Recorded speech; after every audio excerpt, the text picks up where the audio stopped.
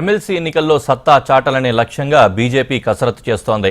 గతంలో ఎన్నికలను పునరావృతం కాకుండా వ్యూహాలను రచిస్తోంది.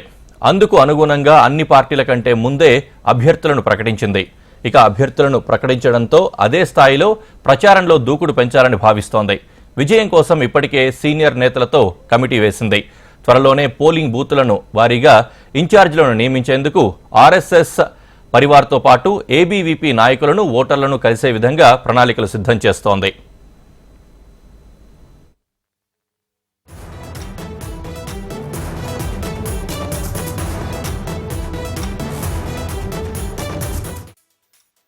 తెలంగాణలో 3 ఎమ్మెల్సీ స్థానాలు అంటే 2 ఉపాధ్యాయ 1 పట్టభద్రుల స్థానాలు ఖాళీ కానున్నాయి. ఖాళీ అవనున్న స్థానాలపై ప్రధాన పార్టీలు దృష్టి సారించాయి. ఈ 3 స్థానాల్లోనూ పోటీ చేయాలని డిసైడ్ అయ్యాయి. బీజేపీ అభ్యర్థులను ఖరారు చేసింది. ఖమ్మం, వరంగల్, నల్గొండ ఉపాధ్యాయ ఎమ్మెల్సీ అభ్యర్థిగా సరోత్తర్ రెడ్డి, కరీంనగర్, నిజామాబాద్, ఆదిలాబాద్, మెదక్ పట్టభద్రుల స్థానానికి అంజిరెడ్డి పేరును కరీంనగర్, నిజామాబాద్, ఆదిలాబాద్, మెదక్ ఎమ్మెల్సీ స్థానానికి మల్కా కొమరయ్య పేరును ప్రకటించింది. 3 ఎమ్మెల్సీ స్థానాలకు పోటీ చేస్తున్న అభ్యర్థులు బలమైన అభ్యర్థులేనని పార్టీ వర్గాలు భావిస్తున్నాయి.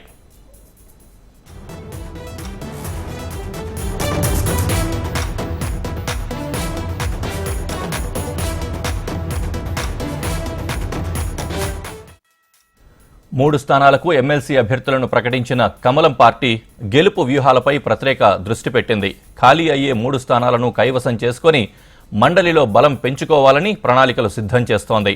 మహబూబ్ నగర్, హైదరాబాద్, రంగారెడ్డి టీచర్ ఎమ్మెల్సీ స్థానాన్ని దక్కించుకున్నట్లే ఇప్పుడు ఈ 3 స్థానాలను దక్కించుకోవాలని భావిస్తోంది. ఈ స్థానాలను తమ ఖాతాలో వేసుకుని కాంగ్రెస్ పార్టీకి బీజేపీయే ప్రత్యామ్నాయమని చాటి చెప్పాలని భావిస్తోంది. అదేవిధంగా వరంగల్, నల్గొండ, ఖమ్మం గ్రాడ్యుయేట్ ఎమ్మెల్సీ ఎన్నికల్లో చేసిన పార్టీలను పునరావృతం కాకుండా జాగ్రత్తలు తీసుకోవాలని భావిస్తోంది.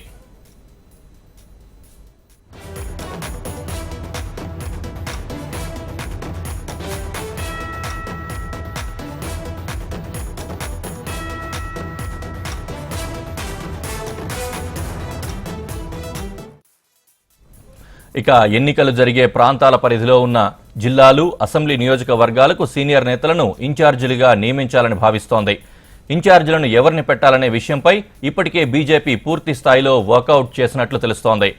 ఎన్నికల్లో విజయం కోసం ఇప్పటికే సీనియర్ నేతలతో ఓ కమిటీ వేసింది. త్వరలోనే పోలింగ్ బూత్ల వారీగా ఇన్ఛార్జీలను నియమించనుంది. ఆర్ఎస్ఎస్ పరివార్ క్షేత్రాల ప్రతినిధులు ఓటర్లను కలుస్తారని కమలం పార్టీ నేతలు చెబుతున్నారు. ఉపాధ్యాయులు, పట్టభద్రులే ఓటర్లు కాబట్టి ఏబీవీపీ, టీపీయూఎస్ నేతలు గ్రౌండ్ లెవెల్లో ప్రచారం చేస్తే అభ్యర్థుల గెలుపుకు దోహదం చేస్తాయని కాషాయ దళం నేతలు ధీమాగా ఉన్నారు.